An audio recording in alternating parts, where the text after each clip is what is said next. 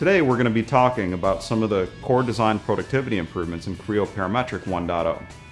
So sketch-based features are probably the most commonly used features, and now what we're going to see are some of the improvements we've done that dramatically improve the productivity working with these geometry creation methods.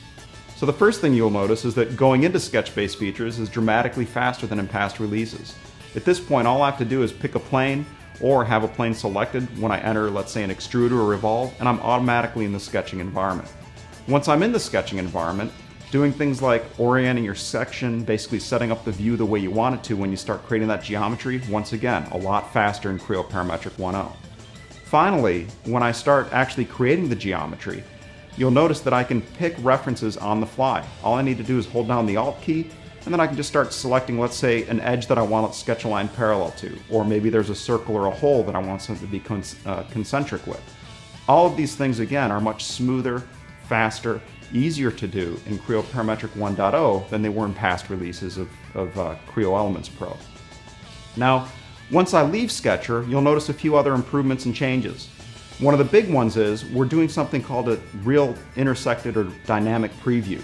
So you'll see that as I move from adding material to removing material, it's actually showing me a real preview of what that intersected geometry looks like. In past releases, you'd have to actually create the feature and basically have that geometry regenerated to see exactly what that cut's going to look like.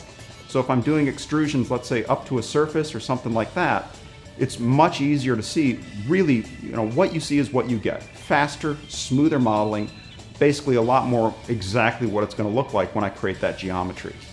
Some other improvements that we've done as far as geometry creation are things such as adding taper or draft directly to the extrude features. So if I'm creating a cut or a protrusion, once again, automatically I can tell Creo Parametric, do I want to add a taper to that thing or not?